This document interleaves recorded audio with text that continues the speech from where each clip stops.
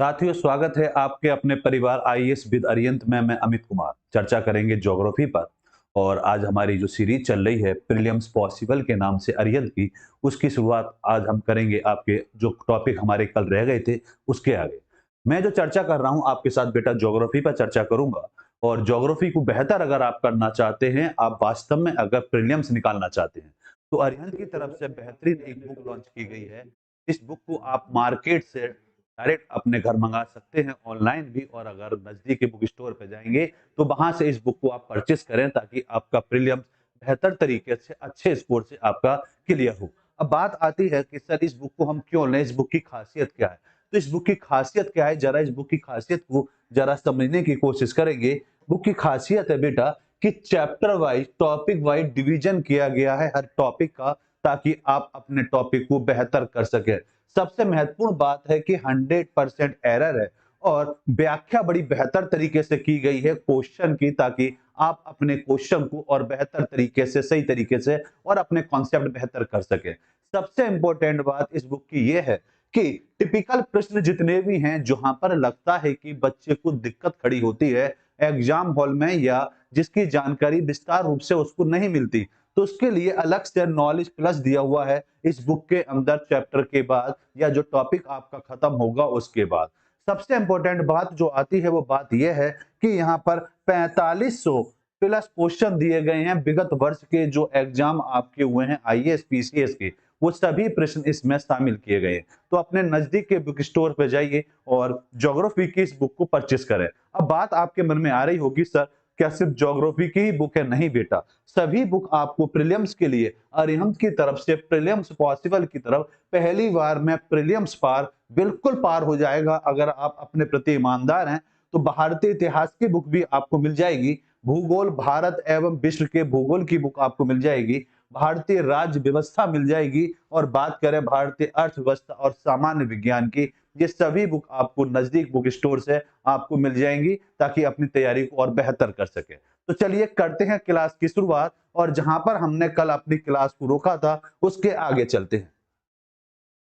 आज हमारा पहला प्रश्न है, उत्तरी गोलार्ध में कर्क संक्रांति के समय 12 घंटे का जो दिन होगा वो कहां पर होगा? ये यूपी पीसीएस प्री 1997 का ये प्रश्न है, ताकि आप इसका बताइए इसका सही आंसर क्या होगा। देखिए बेटा, देखिए उत्तरी गोलार्ध की बात की जा रही है। उत्तरी गोलार्ध की अगर हम बात करें तो पृथ्वी का उत्तरी गोलार्ध, उत्तरी भाग होगा, क्योंकि पृथ्वी के बीचों बीच जो लाइन होती है, इस लाइन को बोला जाता है विषुवत रेखा। क्या बोला जाता है बेटा? इसको विषुवत रेखा बोला जाता है। अब इस रेखा की अगर हम बात करें, क्योंकि बात उत्तरी गोलार्ध की हो रही है, उत्तरी गोलार्ध में जो सूर्य होता है वो 21 मार्च के बाद पूर्णतः उत्तरी गोलार्ध में पहुंच जाता है। और ऐसी कंडीशन में हमेशा जो 12 घंटे का जो दिन होगा वो हमेशा जो बनेगा वो आपकी विषुवत रेखा पर ही बनेगा। कर्क रेखा पर क्यों नहीं बनेगा, इस बात को समझेंगे। मकर रेखा पर क्यों नहीं बनेगा, और आर्कटिक वृत्त पर क्यों नहीं बनेगा, इस बात को भी समझें। देखिए, अगर आप बात को समझें, क्योंकि यहां पर हो रहा है संक्रांति के समय 12 घंटे का दिन होगा। दिन हमेशा जब होगा जहां प्रकाश की रोशनी ज्यादा समय तक रहेगी। लेकिन अगर उत्तरी गोलार्ध में आप देखते हैं तो सूर्य का जो प्रकाश है, प्रकाश की जो गति रहती है, प्रकाश हमेशा तिरछा चलता है। और प्रकाश जब तिरछा चलेगा तो ध्यान से समझें कि प्रकाश को अगर आप देखते हैं तो प्रकाश की एक खासियत है कि कर्क रेखा तक, 23.5 डिग्री कर्क रेखा तक उत्तर की अगर हम बात करें तो यहां तक प्रकाश बिल्कुल लंबवत चलेगा। लेकिन कर्क रेखा से प्रकाश कैसा हो जाएगा? तिरछा हो जाएगा। इस वजह से हमेशा प्रकाश की किरणें जो है वो हमेशा हमेशा जो कहें लंबवत जो पड़ेंगी वो विषुवत रेखा पर ही पड़ेंगी। और जिसकी वजह से यहाँ पर जो दिन होगा वो लगभग लगभग 12 घंटे का एक दिन होगा। अपनी बात को स्पष्ट करें, यहां तक बात बिल्कुल क्लियर है या नहीं? वीडियो को लाइक शेयर भी करते चलेंगे और बताते चलेंगे क्वेश्चन का आंसर क्या है। चलिए विस्तार को भी जरा समझते हैं बेटा। तो ये तो बात क्लियर होगी कि आंसर तो इसका डी है, और डी क्यों है ये बात भी आपको क्लियर है, क्योंकि अगर मकर रेखा को लेते हैं तो मकर रेखा से भी सूर्य का प्रकाश क्या हो जाएगा? तिरछा हो जाएगा। जबकि आर्कटिक वृत्त की अगर हम बात करें तो आर्कटिक वृत्त पर, यहां पर अगर देखेंगे तो आर्कटिक वृत्त में सूर्य का प्रकाश जब नॉर्थ में होता है तो दिन की अवधि तो बढ़ जाती है, लेकिन यहां पर यह कह रहा है कर्क संक्रांति, जो कर्क संक्रांति होती है मतलब कर्क पर प्रकाश की किरणें जो पड़ती हैं लंबवत, वो कहां से पड़ती हैं, विषुवत रेखा पर ही पड़ेंगी हमेशा। अब जरा इस बात को समझें भाई, उत्तरी गोलार्ध में कर्क संक्रांति के समय 12 घंटे का दिन विषुवत रेखा पर होगा। विषुवत रेखा पर क्यों होगा ये बात आप समझ रहे हैं बेटा। और कर्क संक्रांति के समय उत्तरी जो गोलार्ध है, उत्तरी गोलार्ध में दिन की अवधि लंबी हो जाती है और रातें क्या हो जाती हैं, छोटी हो जाती है। इस बात को ऐसे समझे, वर्तमान के परिप्रेक्ष्य को लेकर चले। अब जो हमारे यहाँ मौसम है, तो जो हमारा वर्तमान का जो मौसम है वो स्पष्ट कह रहा है कि सूर्य का प्रकाश जैसे ही आपके 21 मार्च गुजर जाएगी, 21 मार्च के बाद सूर्य पूर्णतः उत्तरायण हो जाएगा। जब सूर्य का प्रकाश उत्तरायण हो जाएगा, या हम ये कहें कि पृथ्वी का ये नॉर्थ वाला भाग सूर्य की तरफ हो जाएगा, तो सूर्य का प्रकाश इस क्षेत्र में पड़ेगा। इस क्षेत्र में सूर्य का प्रकाश साउथ में कैसा पड़ेगा, तिरछा पड़ेगा। सूर्य का प्रकाश जहां तिरछा पड़ेगा वहां कंफर्म है कि ठंड होगी, और जहां सूर्य का प्रकाश लंबवत पड़ता है, सीधा पड़ता है, वहां हमेशा गर्मी होती है। तो इसी बात को समझेंगे, जब सूर्य का प्रकाश उत्तर में ज्यादा पड़ेगा तो कंफर्म है कि यहाँ दिन की अवधि बढ़ जाएगी और रात की जो अवधि है वह कम हो जाएगी और दिन की अवधि क्या हो जाएगी, बढ़ जाएगी। इसके अपोजिट जब हम साउथ में जाते हैं तो 21 मार्च के बाद की बात करें तो यह साउथ में बेटा क्या है, सूर्य का प्रकाश लंबवत नहीं पड़ेगा, तिरछा पड़ेगा। तो यहाँ पर दिन जो है वो हमेशा छोटे रहेंगे और रातें जो हैं वो आपकी बड़ी रहेंगी। इसी के अपोजिट अगर हम देखते हैं 23 सितंबर के बाद अगर आप देखेंगे तो 23 सितंबर के बाद बेटा इसके अपोजिट हो जाता है, क्योंकि सूर्य जो होता है वो दक्षिणायन हो जाता है। ये हम ये कह सकते हैं कि पृथ्वी का साउथ वाला हिस्सा सूर्य की तरफ हो जाता है, तो उस कंडीशन में ये बिल्कुल अपोजिट हो जाएगा। यहां दिन बढ़ जाएंगे और रातें छोटी हो जाएंगी, और जब नॉर्थ में जाएंगे तो वहां पर दिन की अवधि छोटी और रात की अवधि क्या हो जाएगी, बड़ी हो जाएगी। तो ये बात मैं मानता हूं बिल्कुल क्लियर होगी। तो ये बात यहीं पर स्पष्ट होती है। भाई इसके विपरीत जब हम दक्षिणी गोलार्ध में दिन की अवधि जो होगी सबसे छोटी और रातें क्या होंगी, लंबी होंगी। भाई कर्क संक्रांति विषुवत रेखा पर दिन और रात की अवधि में कोई अंतर नहीं होता। ये बात बिल्कुल स्पष्ट है कि सूर्य चाहे उत्तरायण में हो या दक्षिणायन में हो, सूर्य का प्रकाश विषुवत रेखा पर हमेशा ही चमकेगा, और यहाँ दिन और रात की अवधि है जो लगभग बराबर रहती है। और विषुवत रेखा पर वर्ष भर 12 घंटे का दिन ही रहता है। क्यों रहता है? क्योंकि यहाँ पर सूर्य का प्रकाश डायरेक्ट पड़ेगा, हमेशा पृथ्वी के सेंटर पर सूर्य का प्रकाश पड़ेगा ही पड़ेगा। चाहे सूर्य नॉर्थ में मान लो या साउथ में मान लो, यहाँ प्रकाश आएगा ही आएगा, जिसकी वजह से यहाँ पर हमेशा दिन और रात जो रहते हैं हमेशा 12-12 घंटे के रहते हैं। चलिए अगले प्रश्न पर आते हैं और देखते हैं सबसे पहले कौन इस क्वेश्चन का देगा आंसर कि निम्नलिखित तिथियों में से किस में दोपहर को आप छाया का सबसे छोटी होती है।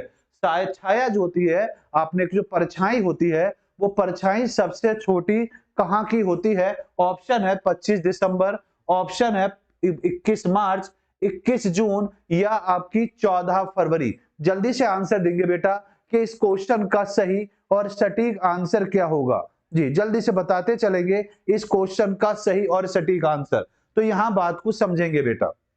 देखिए दोपहर की बात हो रही है, तो दोपहर की बात अगर है तो यहां पर एक बात को जरा समझें।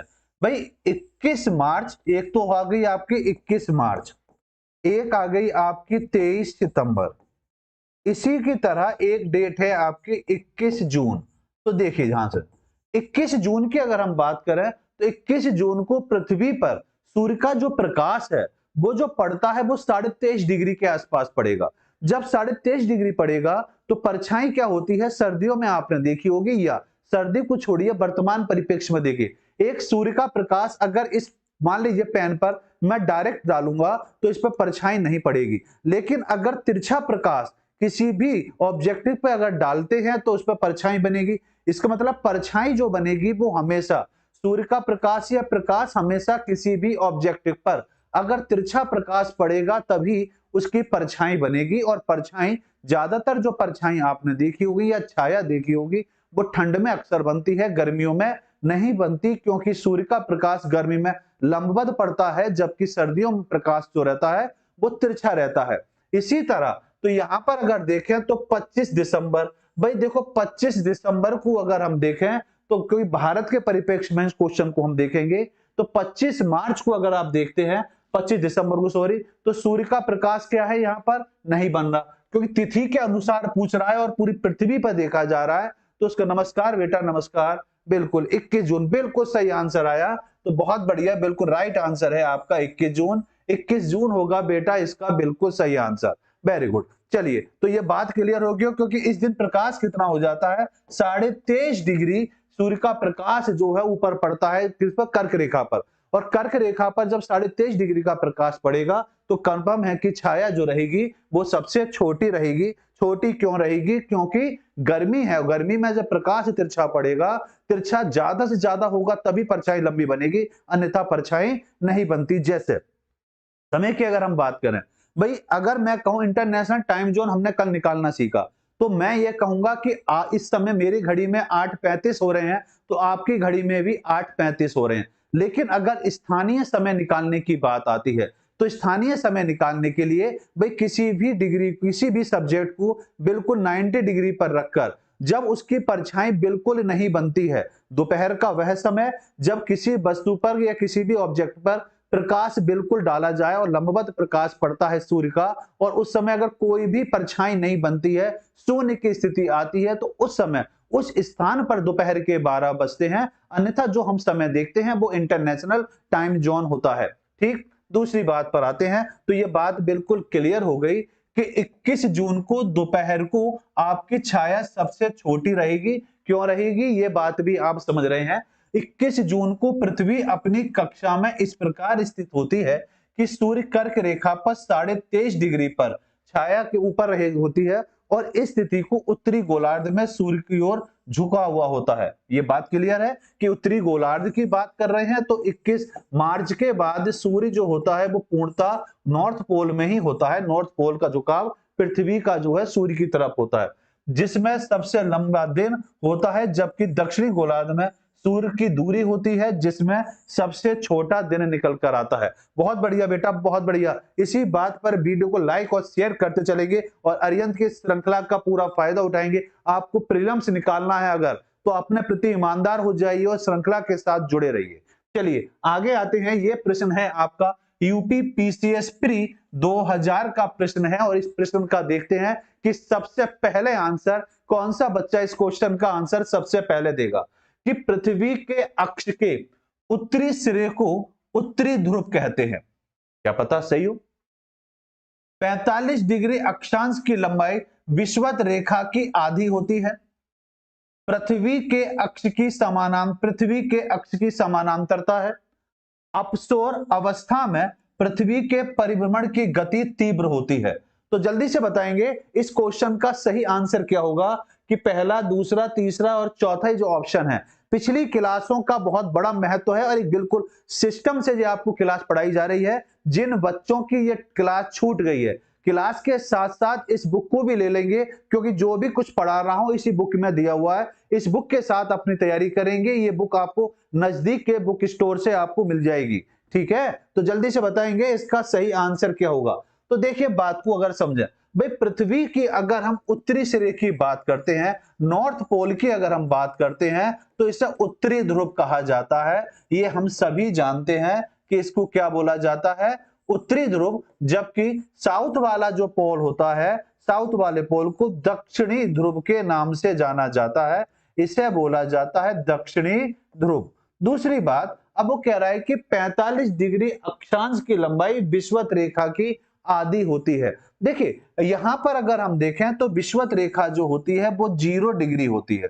अब 0 डिग्री से लेकर अगर हम ऊपर तक जाएंगे तो ये टोटल 90 अक्षांश रेखाएं निकल कर आती हैं।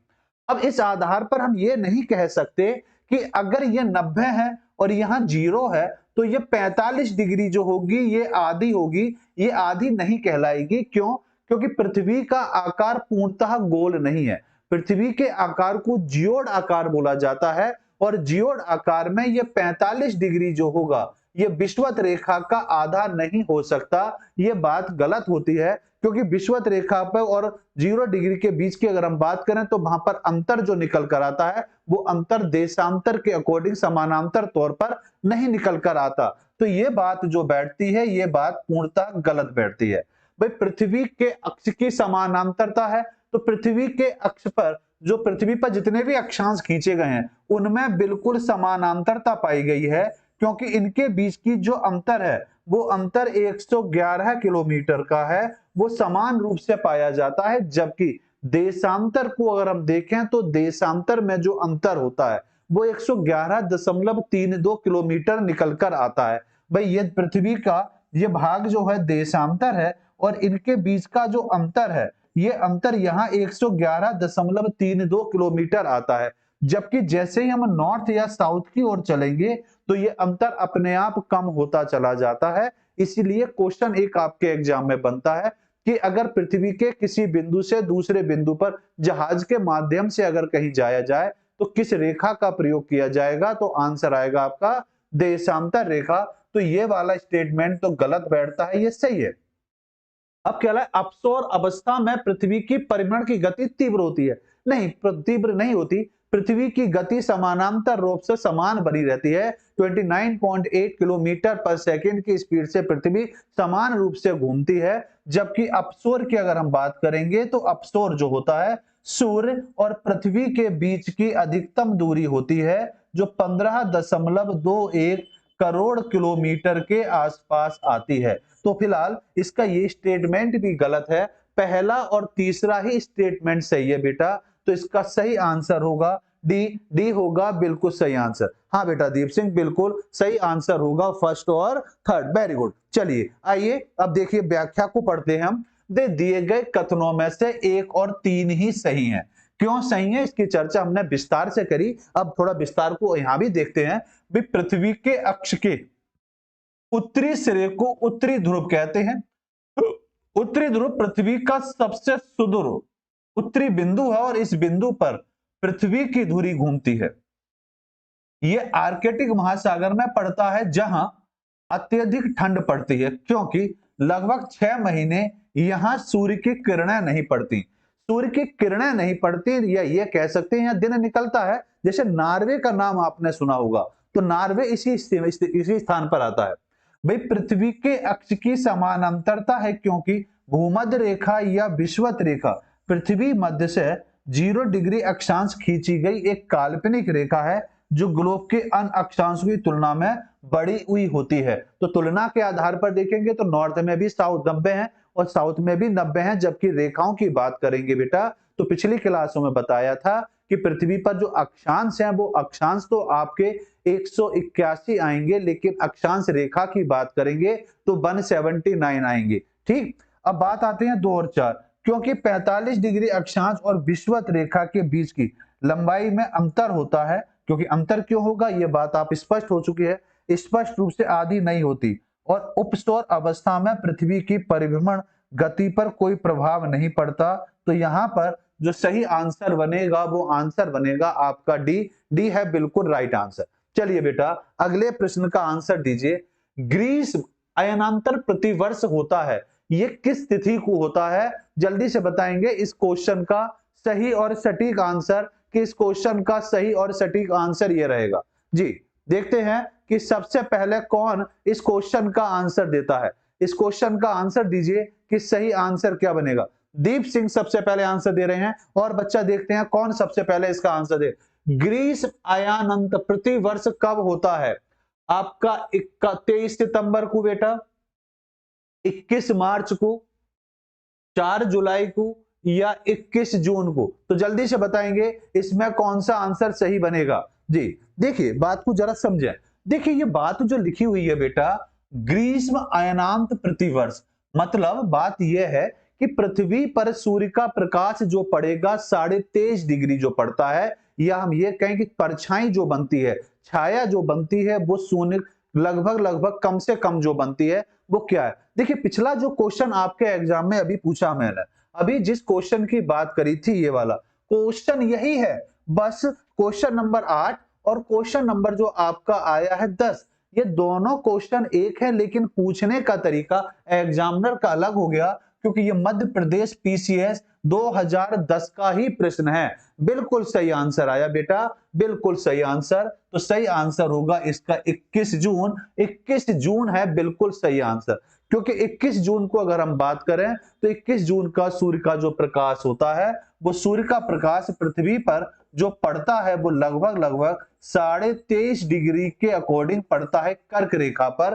तो जिस समय यहाँ पर पृथ्वी पर सूर्य का जो प्रकाश पड़ता है, तो उस कंडीशन में यहाँ पर परछाई ना के बराबर शून्य की स्थिति में रहती है। भाई ग्रीष्म आयन प्रतिवर्ष कब बनता है बेटा? 21 जून को होता है। सूर्य की परिक्रमा करने के दौरान पृथ्वी की वह स्थिति जिसमें उसकी धुरी का झुकाव उसकी परिक्रमा के तल पर अधिकतम 23.5 डिग्री का होता है, और ऐसी स्थिति में वर्ष में 2 बार 21 जून और 22 दिसंबर को होता है।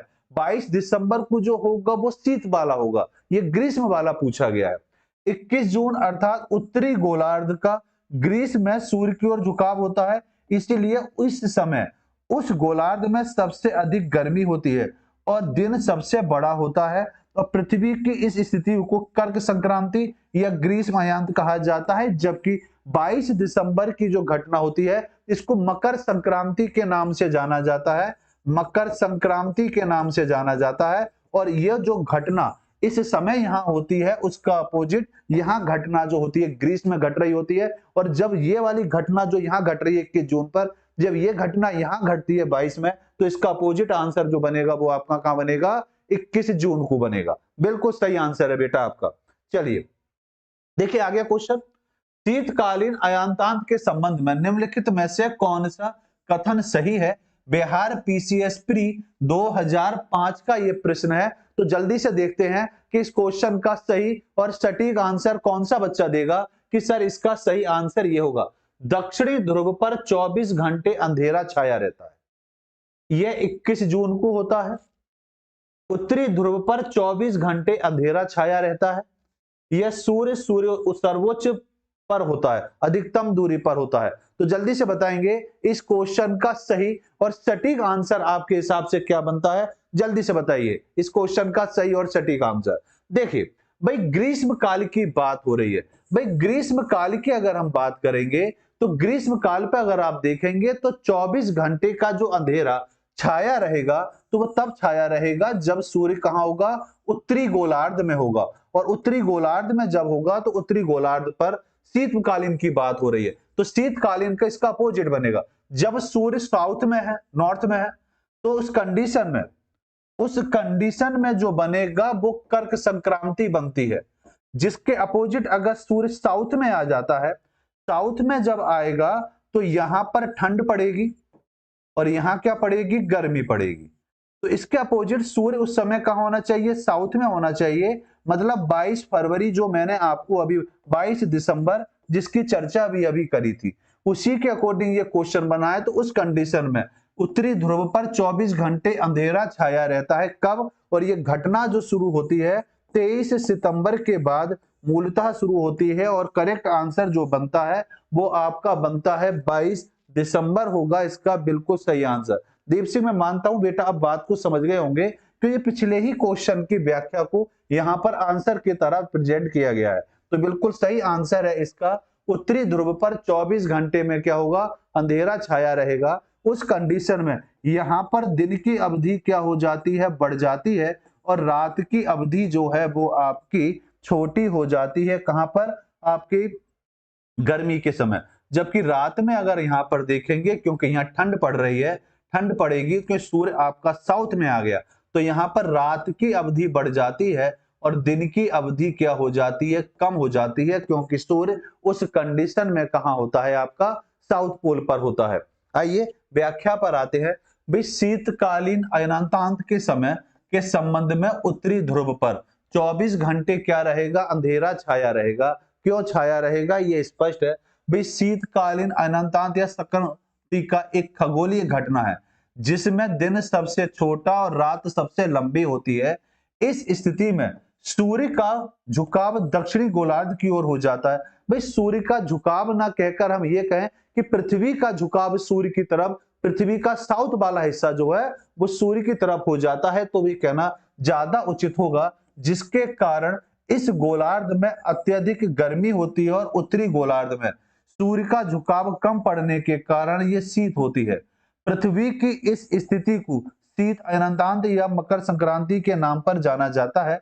उत्तरी गोलार्ध में इस दिसंबर संक्रांति या दक्षिणी गोलार्ध में जून सोलेंसंस कहा जाता है। भाई यहाँ पर आपका 22 दिसंबर होगा अगर आपसे पूछा जाए, और दक्षिण में जो बनता है जून में वो आपका 21 जून होगा। ये डेट जरूर याद रखेंगे, ये डेट आपके एग्जाम में पूछी जाती है। दीप सिंह कॉन्सेप्ट क्लियर है या नहीं, जल्दी से बताएं। एक बार यस कर देंगे कि हाँ कॉन्सेप्ट अब बिल्कुल क्लियर हो गया। अब क्वेश्चन का आंसर, अगले क्वेश्चन का आंसर गलत नहीं जाएगा। देखते हैं कौन सा बच्चा सबसे पहले आंसर देगा कि उत्तरी गोलार्ध में वर्ष का सबसे लंबा दिन आमतौर पर कब होता है। उत्तरी गोलार्ध की बात की जा रही है कि उत्तरी गोलार्ध में सबसे लंबा दिन कब होगा। उत्तरी गोलार्ध में कब होगा, अब बात को जरा समझो, ऑप्शन को बाद में देखेंगे। भाई उत्तरी गोलार्ध की बात करेंगे तो उत्तरी गोलार्ध में दिन क्या होना चाहिए, बड़ा होना चाहिए। दिन अगर बड़ा होगा तो ये कंफर्म है सूर्य उस समय कहां होगा, नॉर्थ पोल पर होगा। अब नॉर्थ पोल पर जब सूर्य होगा तो वो कौन सा महीना होगा, बस इससे आप बात को समझ लीजिए। भाई जून महीने का पहला पखवाड़ा, जून महीने का दूसरा पखवाड़ा, जुलाई महीने का पहला या जुलाई महीने का दूसरा पखवाड़ा, कौन सा आंसर होगा जल्दी से बताएंगे। तो यहां पर आप बात को ऐसे समझें। देखिए अभी हमने दो डेट याद रखी बेटा, 21 जून और 22 दिसंबर। अब जब उत्तरी गोलार्ध की बात कर रहे हैं तो उत्तरी गोलार्ध में जब कह रहा है कि सबसे लंबा दिन कौन सा होगा, तो ये तो कंफर्म है कि जून का महीना होगा। अब ये पखवाड़ा क्या है जरा इसको समझेंगे। यहां पर अगर देखें तो शुरू के 15 दिन, ये कहने का मतलब है कि शुरू के 15 दिन और ये मतलब है लास्ट के 15 दिन, मतलब आधा महीना पहला पखवाड़ा बोला गया और दूसरा महीना अगले 15 दिन इसके अंतर्गत आएंगे। तो यहां पर सही आंसर जो बनेगा वो बी बनेगा और एक्यूरेट आंसर जो बनेगा वो आपका 21 जून होगा। और 21 जून को ही हम क्या बोलते हैं, कर्क संक्रांति के तौर पर इसको जाना जाता है, क्योंकि इस दिन जो होता है सूर्य का प्रकाश कितने डिग्री का पड़ता है कर्क रेखा पर, बताएंगे कितने डिग्री का पड़ता है बेटा, 23.5 डिग्री का प्रकाश कर्क रेखा पर सीधा लंबवत नहीं पड़ता, इतने डिग्री से पड़ता है, जिसकी वजह से प्रकाश तिरछा पड़ने की वजह से यहाँ पर, लेकिन प्रकाश तो तिरछा पड़ रहा है लेकिन उत्तरी गोलार्ध में होने की वजह से छाया जो है वो शून्य की स्थिति में बनती है, जिसकी वजह से दिन की अवधि यहाँ पर बराबर लंबी बनती है। तो ध्यान से समझ लेते हैं, ये चर्चा वैसे हम कर चुके हैं। भाई उत्तरी गोलार्ध में वर्ष का सबसे लंबा दिन जून महीने के दूसरे पखवाड़े में बनता है। पृथ्वी के उत्तरी गोलार्ध में 21 जून को सबसे लंबा दिन और सबसे छोटी रात होती है।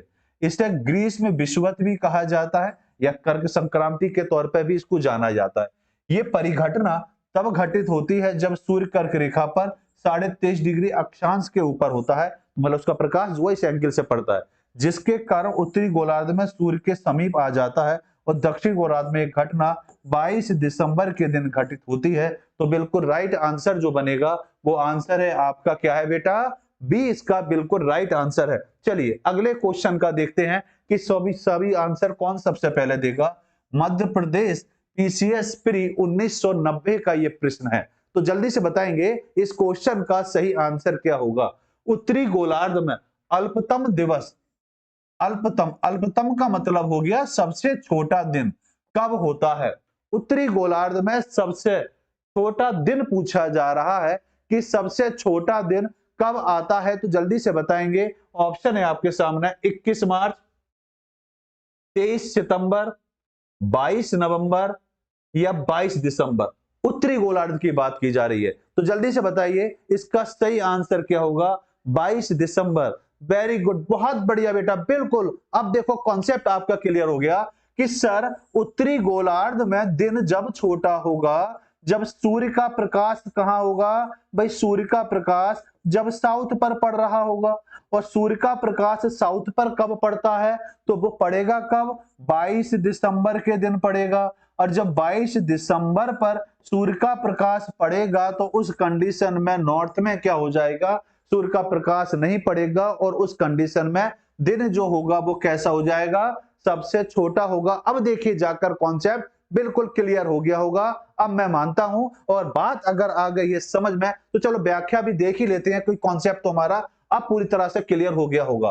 भाई उत्तरी गोलार्ध में अल्पतम दिवस या सबसे छोटा दिवस कब बनता है, 22 दिसंबर को पड़ता है, क्योंकि इस दिन सूर्य मकर रेखा पर ठीक ऊपर होता है और दक्षिणी गोलार्ध में दिन की अवधि सबसे तथा उत्तरी गोलार्ध में दिन की अवधि सबसे कम होती है। तो ये बात तो क्लियर हो गई ना कि बेटा उत्तरी गोलार्ध में 21 जून को क्या होता है, दिन सबसे बड़ा होता है, जबकि 22 दिसंबर में क्या होता है, 22 दिसंबर में यहां पर दिन सबसे बड़ा होता है। तो हम इसको ऐसे दो तरीके से ले सकते हैं कि अगर मैं आपसे पूछूं कि 22 दिसंबर को दिन सबसे बड़ा कहां होता है, तो 22 दिसंबर को साउथ पोल में होगा, जबकि उत्तरी पोल में क्या होगा, दिन सबसे छोटा होगा। इसके अपोजिट अगर पूछा जाए कि 21 जून को सबसे बड़ा दिन कहां होगा, नॉर्थ पोल में होगा, सबसे छोटा दिन कब होगा, तो वो आंसर होगा आपका 21 जून। अब कॉन्सेप्ट में मानता हूं पूरी तरह से क्लियर होगा। अब बात को जरा समझ लेते हैं। भाई 22 दिसंबर को उत्तरी गोलार्ध में दिन की अवधि 10 घंटे 19 मिनट और लगभग 10 सेकंड की अवधि की होती है। पृथ्वी अपने अक्ष पर 23.5 डिग्री झुकी हुई है, जिसके कारण सूर्य की दूरी पृथ्वी के उत्तरी गोलार्ध से अधिक हो जाती है और सूर्य की किरणों का प्रसार पृथ्वी पर कम समय तक होता है, जिससे वर्ण सबसे छोटा दिन यहां पर बनता है। बात बिल्कुल क्लियर। चलिए अगले प्रश्न पर आते हैं। ऑस्ट्रेलिया वासी किस मौसम में क्रिसमस मनाते हैं? उत्तराखंड। पीसीएस प्री 2010 का प्रश्न। जल्दी से बताएंगे कि कौन सा मौसम होता है ऑस्ट्रेलिया वालों के लिए जिस समय ये बनाते हैं, कौन सा त्योहार क्रिसमस जो बनाते हैं वो किस मौसम में बनाते हैं? तो जल्दी से आंसर देंगे। सर्दी में बनाते हैं, गर्मी में बनाते हैं, बसंत में बनाते हैं या पतझड़ के मौसम में बनाते हैं? देखते हैं कि सबसे पहले कौन आंसर देता है कि सर इस क्वेश्चन का आंसर तो ये रहा। देखते हैं सबसे बेहतर आंसर कौन देगा।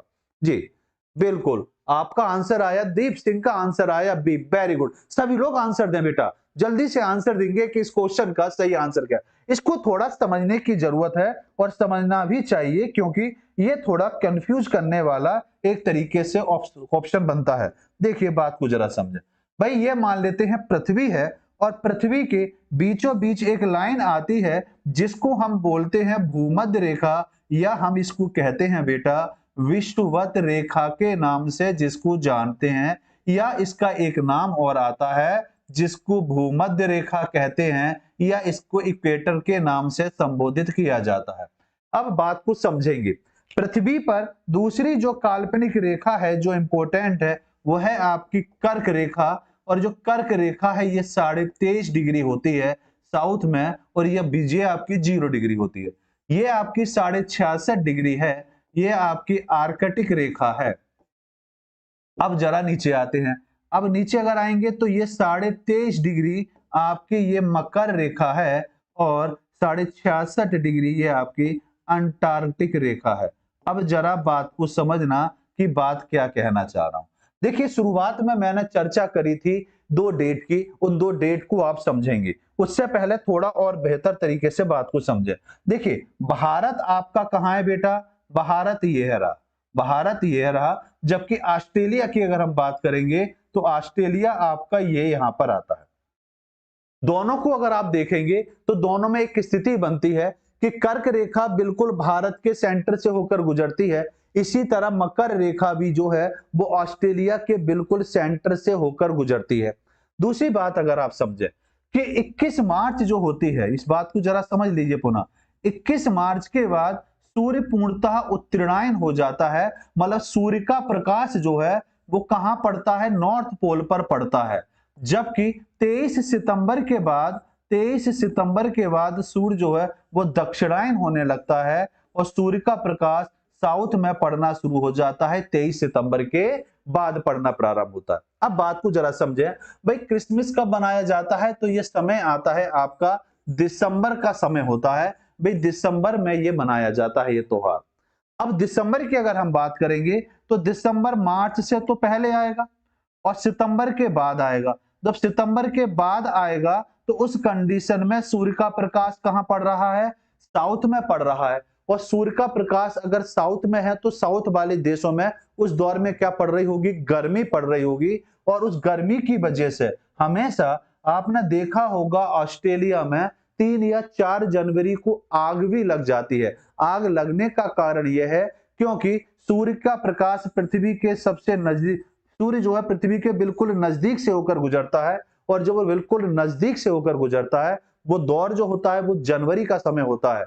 और जनवरी उस समय कहां पड़ रही होती है? आपके साउथ का हिस्सा होता है। साउथ वाले हिस्से में, पृथ्वी के साउथ वाले पोल पर क्या पड़ रही होती है? गर्मी उस समय सबसे ज्यादा पड़ रही होती है, जिसकी वजह से ऑस्ट्रेलिया के जंगलों में प्रत्येक वर्ष आग लग जाती है। इसके विपरीत अगर हम देखें तो साउथ नॉर्थ पोल पर सूर्य का प्रकाश तिरछा पड़ रहा होता है और हमारे यहाँ उस दौर में ठंड पड़ रही होती है। अगर आज के परिप्रेक्ष्य में देखें तो अब सूर्य का प्रकाश 21 मार्च के बाद नॉर्थ की तरफ होने लगेगा, तो साउथ वाले देशों में अब ठंड पड़नी प्रारंभ हो जाएगी और जो नॉर्थ वाले देश हैं वहां पर अब जो है गर्मी पड़नी प्रारंभ हो जाएगी। ये कॉन्सेप्ट बिल्कुल क्लियर हो गया होगा कि गर्मी में क्यों मनाई जाती है, क्योंकि हमारे यहाँ तो ये त्योहार सर्दियों में मनाया जाता है और ऑस्ट्रेलिया में गर्मी में क्यों मनाया जाता है, ये बात बिल्कुल क्लियर हो गई होगी। यस या नो जल्दी से बताएं। और आते हैं अपनी व्याख्या पर। भाई ऑस्ट्रेलिया वासी गर्मी के मौसम में क्रिसमस मनाते हैं क्योंकि ये दिसंबर में मनाया जाता है और सूर्य दक्षिणायन होने के कारण ऑस्ट्रेलिया में गर्मी का मौसम होता है। ज्ञातव्य है कि ऑस्ट्रेलिया दक्षिणी गोलार्ध में स्थित है। ये बात भी क्लियर है कि ऑस्ट्रेलिया दक्षिणी गोलार्ध में स्थित है। और दूसरी बात, ऑस्ट्रेलिया जो है, दूसरा क्वेश्चन बनता है, ये गोंडवाना लैंड का हिस्सा है। ये किसका हिस्सा है? ये गोंडवाना लैंड का हिस्सा है। ये भी याद रखेंगे कि ऑस्ट्रेलिया गोंडवाना लैंड का हिस्सा कैसे है। आगे हम चर्चा करेंगे, पृथ्वी पर आगे बात करेंगे तो वहां चर्चा करेंगे कि गोंडवाना लैंड और अंगारा लैंड किसको कहा जाता है। चलिए आते हैं अगले प्रश्न पर। बता रहा है क्वेश्चन, और ये यूपी पीसीएस प्री 2019 का प्रश्न है और इस क्वेश्चन का देंगे आप आंसर। देखते हैं सबसे पहले आंसर कौन सा बच्चा इस क्वेश्चन का आंसर देगा। भाई 21 जून 21वीं तिथि को सूर्य जो होता है, 21 जून की जो 21वीं तारीख होती है, इसमें जो सूर्य होता है, सूर्य को लेकर आपसे क्वेश्चन पूछा जा रहा है।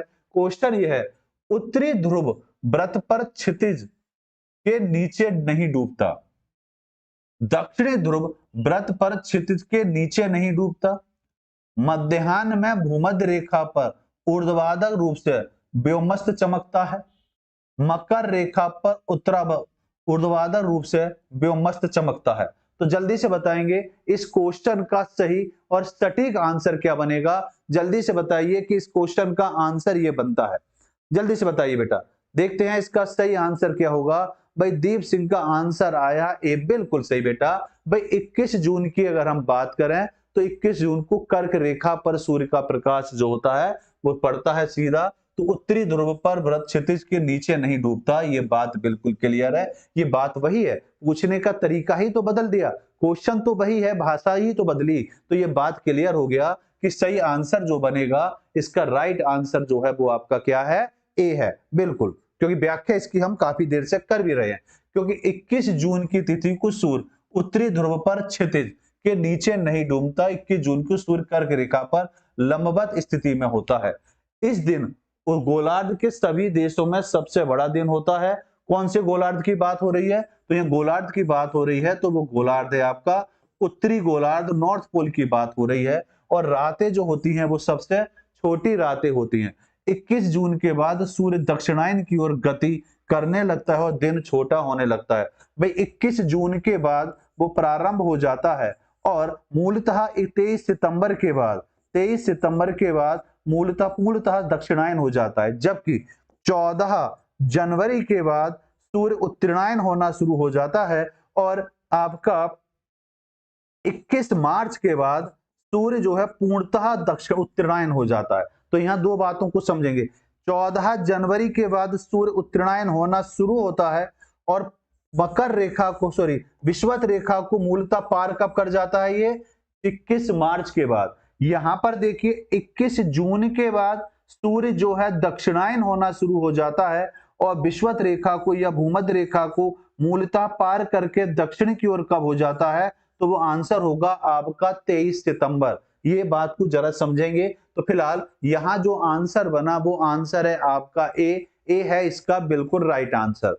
अगले प्रश्न पर आते हैं, वह कौन सी तिथि या तिथियां हैं जब दोनों गोलार्धों में दिन और रात बराबर होते हैं? मध्य प्रदेश पीसीएस प्री 1992 का प्रश्न, यूपी पीसीएस प्री 1994 का प्रश्न, यूपी पीसीएस प्री 2004 का प्रश्न। बड़ा इंपॉर्टेंट प्रश्न है भाई, क्योंकि विगत वर्ष में देखा जाए कई बार ये आपसे पूछा गया है। भाई 21 जून होगा, 22 दिसंबर होगा, 21 मार्च और 23 सितंबर होगा, या 21 जून या 22 दिसंबर होगा? तो जल्दी से बताएंगे इस क्वेश्चन का सही और सटीक आंसर क्या बनता है? जल्दी से बताएं इस क्वेश्चन का सही और सटीक आंसर क्या होगा। भाई वीडियो को लाइक शेयर भी करते चलेंगे और बताते चलेंगे कि इस क्वेश्चन का सही आंसर क्या बनता है आपका। जी जल्दी से बताएंगे। क्वेश्चन नंबर 16, क्वेश्चन नंबर डालकर जवाब देंगे बेटा, सभी लोग आंसर देंगे।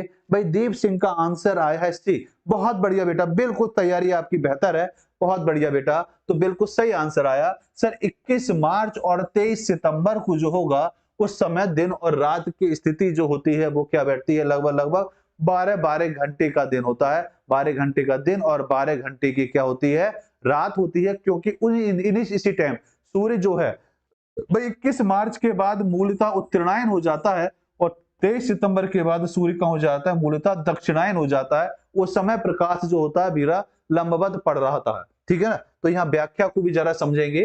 भाई व्याख्या साफ साफ कह रही है कि आंसर सी है।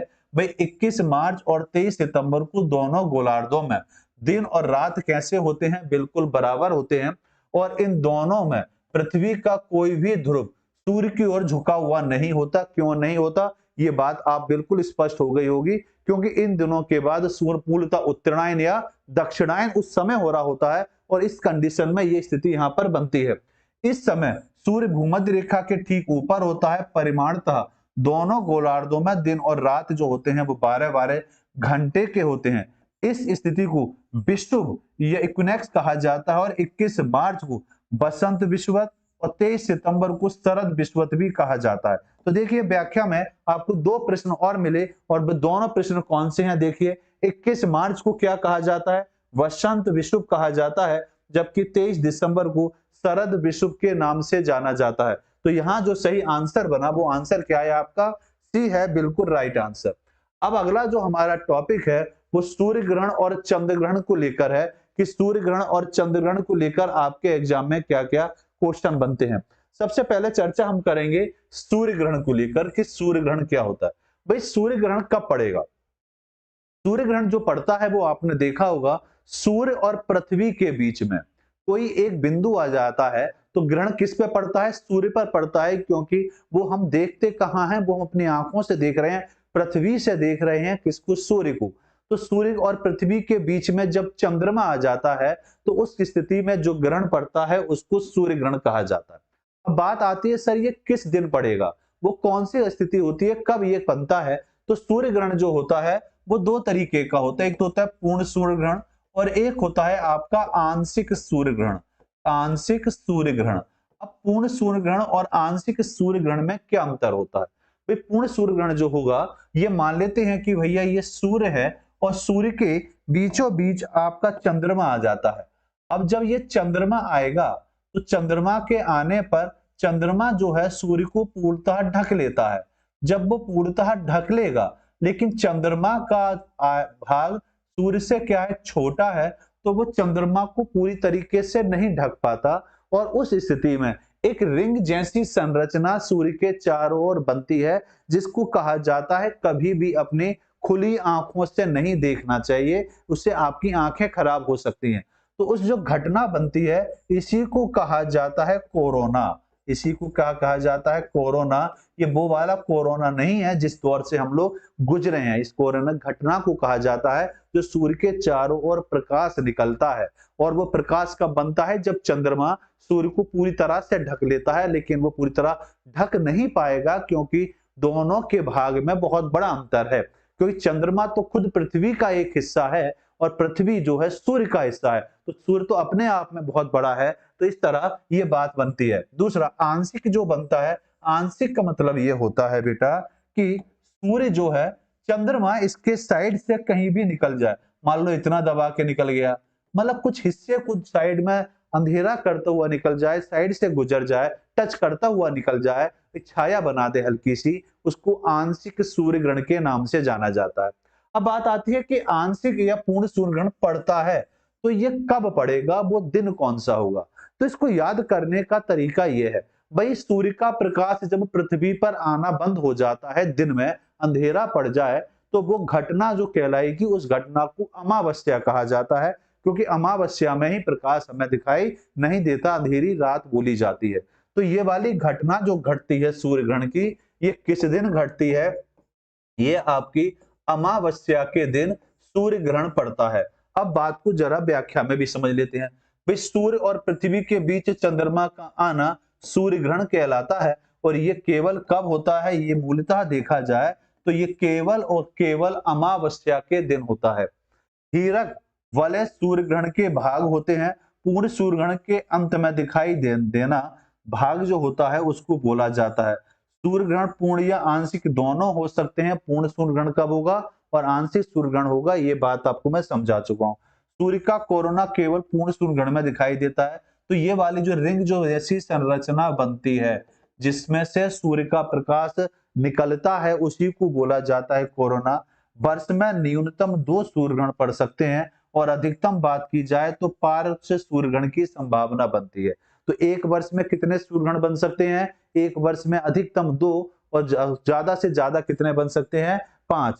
सूर्य ग्रहण के अंधकार मध्यकाल की औसत अवधि जो होती है 2.5 मिनट की होती है, और अधिकतम 70 मिनट से लेकर 40 सेकंड तक की होती है। इस सूर्य ग्रहण के समय जो अंधकार बनता है उसका कम से कम जो समय रहेगा वो कितना रहेगा? 2.5 मिनट, और ज्यादा से ज्यादा जो हो सकता है वो कब होगा? जब पूर्ण सूर्य ग्रहण पड़ेगा। पूर्ण सूर्य ग्रहण जो पड़ेगा उस समय अधिक से अधिक समय जो बन सकता है वो 70 मिनट 40 सेकंड का ही समय होगा, उससे ज्यादा नहीं हो सकता। नग्न आंखों से सूर्य ग्रहण को देखना कोरोना के विकिरण परावैंगनिक किरणों से आंखों को खराब होने की संभावना बनी रहती है। भाई सूर्य का जो प्रकाश है वो आप अपनी आंखों से आप किसी भी समय देख लीजिए, लेकिन जब सूर्य ग्रहण पड़ता है तो चंद्रमा जब पृथ्वी को सूर्य को ढक लेता है, तो ढकने पर जो रिंग जैसी संरचना बनती है जिसमें से जो प्रकाश निकलता है, वो प्रकाश जो होता है परावैंगनिक किरणें होती हैं, और ये परावैंगनिक किरणों को अगर आप अपनी खुली आंखों से देखेंगे तो आपकी आंखें खराब हो जाएंगी। ये बात को ध्यान समझेंगे। अब यहाँ बात को जरा समझ लें। भाई सूर्य है ये, और सूर्य का प्रकाश पृथ्वी पर जो पड़ेगा वो कुछ इस तरह से पड़ता है, वो तो पूरा प्रकाश पड़ रहा है, लेकिन बीच में चंद्रमा आ गया, और चंद्रमा की 2 स्थिति होती हैं। जब चंद्रमा को आपने देखा होगा तो चंद्रमा की 2 स्थिति आती हैं, एक होती है पूर्णिमा और एक होती है अमावस्या। जो पूर्णिमा होती है, पूर्णिमा किसे कहेंगे? भाई पूर्णिमा का मतलब हो गया कि जिसमें प्रकाश पृथ्वी पर पड़ रहा हो और पूरा चंद्रमा दिखाई दे रहा हो, और अमावस्या जिसमें प्रकाश पृथ्वी चंद्रमा का जो हिस्सा हमें दिखाई नहीं देता। तो जब ये वाला हिस्सा पृथ्वी की तरफ होता है तो उस समय पृथ्वी पर जो प्रकाश पड़ता है वो प्रकाश नहीं दिखाई देता, क्योंकि वो घटना जो घट रही होती है वो घटना किसकी वजह से होती है? अमावस्या की वजह से होती है। अमावस्या का दिन होता है जिस दिन ये ग्रहण पड़ता है। तो बात को समझ गए होंगे। अगली बात पर आते हैं। भाई चंद्र ग्रहण की बात करें तो चंद्र ग्रहण को अगर समझेंगे तो चंद्र ग्रहण क्या होता है? भाई चंद्र ग्रहण बिल्कुल क्लियर है। भाई पृथ्वी किसका चक्कर लगा रही है? सूर्य का। और पृथ्वी का चक्कर कौन लगा रहा है? चंद्रमा। तो ये एक दूसरे के आमने सामने आएंगे। सूर्य तो भाई अपनी जगह है, तो यहां पर इसके अपोजिट हो जाएगा कि यहां पर पृथ्वी बीच में आ जाती है। जब पृथ्वी बीच में आएगी तो ये जो घटना घटती है, ये घटना मूलतः किस दिन घटेगी? पूर्ण ग्रहण पूर्ण पड़ेगा या आंशिक पड़ेगा? या तो ये पूर्ण पड़ेगा या आंशिक पड़ेगा। पूर्ण का पड़ेगा जब पूरी तरह से पृथ्वी इसको ढक देगी, किसको? सूर्य को। यह आंशिक कब पड़ेगा? जब साइड से टच होकर निकल जाएगी। और यह घटना कब घटती है? केवल पूर्णिमा के दिन घटती है। इस बात को समझेंगे कि सूर्य ग्रहण जो पड़ता है, सूर्य ग्रहण जो पड़ता है वो कब पड़ता है? सूर्य ग्रहण पड़ता है अमावस्या के दिन, जबकि चंद्र ग्रहण जो पड़ता है वो आपका पूर्णिमा के दिन पड़ता है। दूसरी बात, सूर्य और पृथ्वी और चंद्रमा की एक सरल रेखा की स्थिति बनती है जिसको युतुव्युति या सिजगी कहा जाता है। सिजगी क्या कहा जाता है? सिजगी वाली बात को समझेंगे। सिजगी का मतलब होता है कि पृथ्वी, चंद्रमा और मून ये जब एक सीधी रेखा में होते हैं या इन तीनों के बीच में 180 डिग्री का जब एंगल बनता है तो उस घटना को सिजगी कहा जाता है। इसको याद रखेंगे, या इसकी चर्चा मैं पहले कर चुका हूं जब मैंने आपको ज्वार भाटा पढ़ाया था। ज्वार भाटा पढ़ाया था तो वहां जिक्र करा था कि सिजगी किसे कहा जाता है? सिजगी कहा जाता है जब सूर्य, चंद्रमा और पृथ्वी एक सीधी रेखा में होंगे तो उस स्थिति में जो घटना घटती है उसको सिजगी का दर्जा दिया जाता है। अर्धचंद्र की स्थिति में सूर्य और चंद्रमा के बीच 90 डिग्री का एंगल बनता है, जबकि पूर्ण में जो बनेगा वो हमेशा 100। पूर्ण चंद्रग्रहण चंद्रमा की पूरी तरह से पृथ्वी की छाया से ढक जाता है। आंशिक चंद्रग्रहण में चंद्रमा की एक भी भाग ढकना महत्वपूर्ण विशेषता है। पूर्ण चंद्रग्रहण की अवधि लगभग 1 घंटे 40 मिनट की होती है। पूर्ण चंद्रग्रहण में प्रच्छाया बनती है, जबकि अर्ध चंद्रग्रहण में उपछाया का निर्माण होता है। यहां तक बात मैं मानता हूं बिल्कुल क्लियर होगी। अब आते हैं अपने पहले प्रश्न पर कि इसका पहला प्रश्न क्या कहता है। तो जल्दी से बताएंगे पहले प्रश्न का सही और सटीक आंसर कौन देता है। हीरक वलय ईश्वर की आंख या बैली के मन के निम्नलिखित प्राकृतिक घटनाओं में से किस एक के हिस्से हैं? आईएएस प्री 1996 का यह प्रश्न है और प्रश्न आपके सामने है। यह सूर्य ग्रहण कहलाता है, ध्रुवीय ज्योति कहलाता है, तड़ित कहलाता है या सौर आंधी की घटना कहलाती है। हरिक वलय ईश्वर की आंख या बैली के मन के निम्नलिखित प्राकृतिक घटना के में से एक हिस्से के अंतर्गत आते हैं। तो जल्दी से बताएंगे। बहुत बढ़िया बेटा, बिल्कुल सही आंसर आया। दीप सिंह बिल्कुल बेहतर तैयारी कर रहे हैं। क्या कहलाता है वो आपका? वो घटना सूर्य ग्रहण की घटना कहलाएगी उस कंडीशन में। और ये घटना जो होगी, हरिक वलय की बात हो रही, ईश्वर की आंख की बात कर रहे हैं, मतलब वो घटना कुछ ऐसी है कि जो सूर्य है, सूर्य ने क्या करा भाई? सूर्य ने चंद्रमा आया और चंद्रमा ने क्या करा?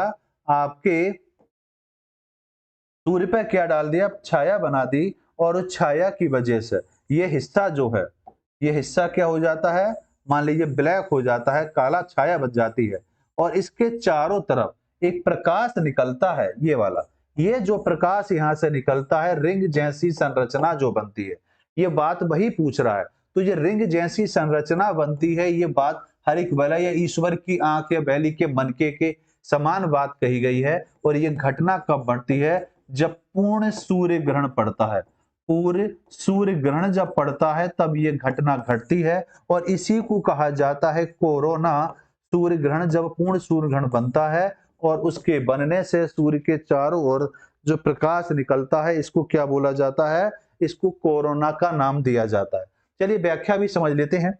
व्याख्या क्या कह रही है? आंसर क्लियर हो गया कि आपका आंसर एक ही है, पहला ही आंसर है भाई। हीरक वलय ईश्वर की आंख या बैली के मन के आदि सूर्य ग्रहण के क्या है? हिस्से हैं। इसे पूर्ण सूर्य ग्रहण के अंत में देखा जा सकता है। जब पूर्ण सूर्य ग्रहण बनेगा उसके बाद जो चारों ओर छाया रिंग्स की जो संरचना बनती है उसको देखा जा सकता है। सूर्य ग्रहण के पश्चात प्रकाश की किरणें पुंज कोरोना के चारों ओर एक रिंग के रूप में फैल जाती है, जिसे हीरक वलय के नाम से भी जाना जाता है। ये परिदृष्टि सूर्य ग्रहण के पश्चात की दृष्टि गोचर होती है। इसको देखना सही नहीं माना जाता, इससे आपकी आंखें खराब हो सकती हैं। हाँ बेटा, कोरोना कहा जाता है। बिल्कुल, बहुत बढ़िया, बिल्कुल सही आंसर है। चलिए अगले प्रश्न पर आते हैं। चंद्र ग्रहण कब होता है? कई बार पूछा हुआ है। UP PCS pre 2013, Madhya Pradesh PCS pre 1992, 1994। जरा बताइए, अगर आपको पता है कि चंद्र ग्रहण कब पड़ता है? जब चंद्रमा पृथ्वी और सूर्य के बीच में आ जाता है, जब पृथ्वी सूर्य और चंद्रमा के बीच में आ जाती है, जब सूर्य पृथ्वी और चंद्रमा के बीच में आ जाता है, यह उपरोक्त में से कोई भी नहीं। तो जल्दी से बताएंगे कि इसका सही आंसर क्या होगा? इसका सही और सटीक आंसर क्या बनता है?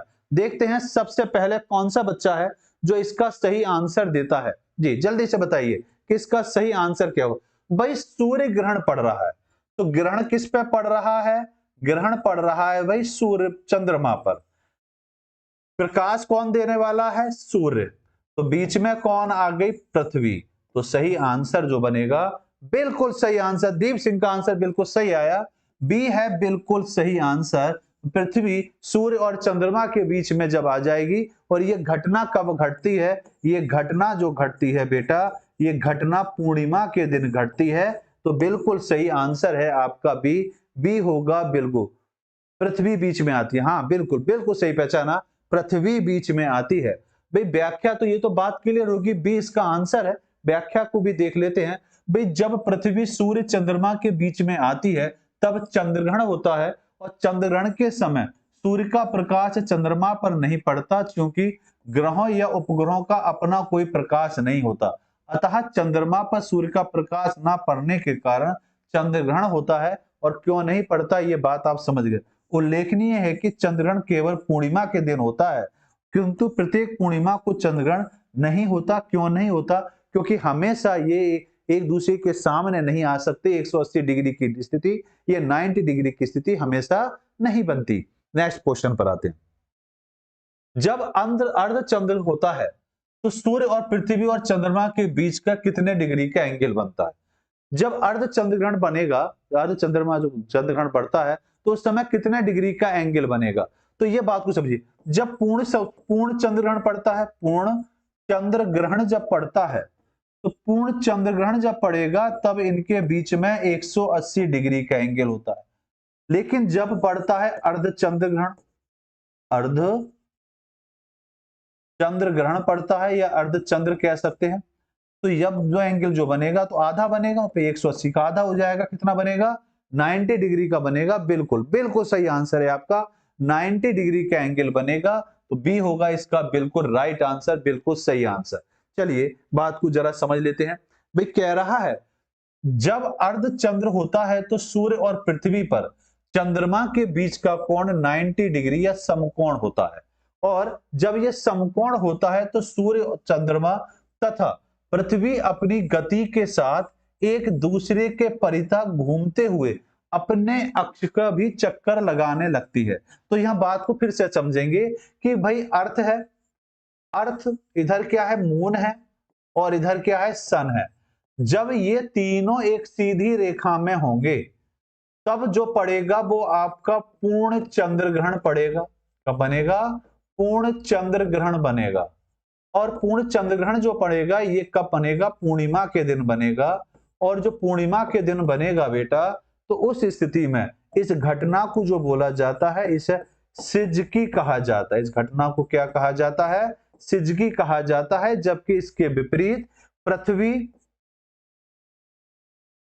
मून और सन, इनके बीच में जब 90 डिग्री का एंगल बनता है, क्या बनता है? 90 डिग्री का एंगल बनता है, तब अर्ध चंद्र ग्रहण बनता है।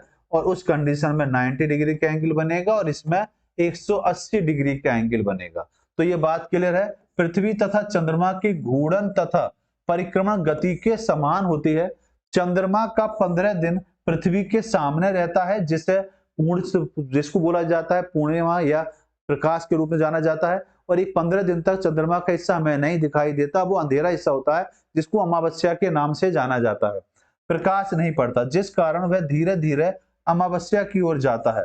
जब भी अमावस्या पड़ेगा तो सूर्य ग्रहण पड़ेगा, ये याद रखना। क्या बनेगा? सूर्य ग्रहण पड़ता है जब भी अमावस्या होगी, और जब भी पूर्णिमा होगी आपका चंद्र ग्रहण पड़ेगा। उस समय क्या पड़ेगा? चंद्र ग्रहण पड़ेगा। और सूर्य और चंद्रमा की पृथ्वी की सीधी 180 डिग्री का एंगल होता है।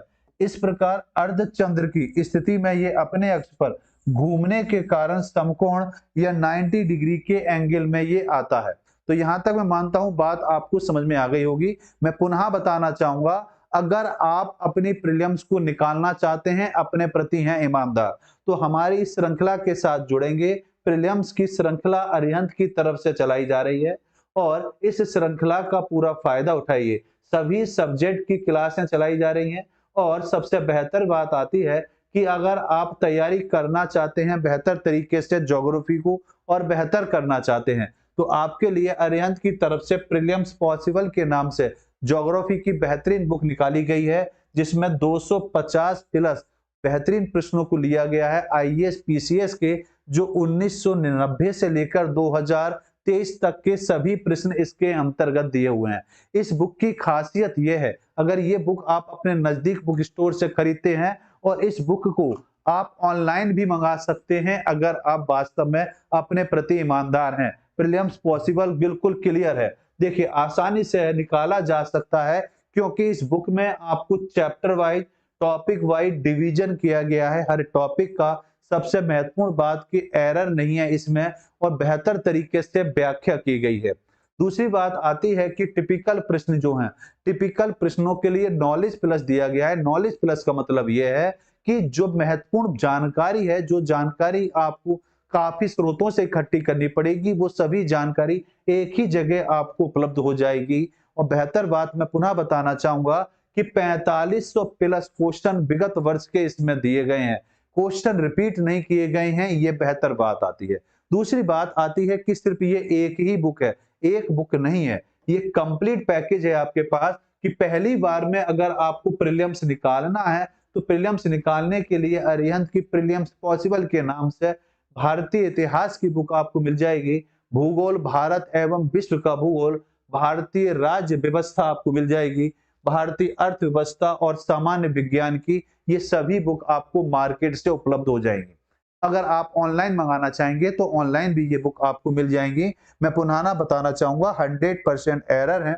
टिपिकल प्रश्नों के लिए नॉलेज प्रश्न दिया हुआ है, रिवीजन के लिए विगत वर्ष के क्वेश्चन दिए गए हैं, और फ्री में जो है package chapter wise test provide कराए जाएंगे, ताकि आप अपनी तैयारी को और बेहतर कर सकें।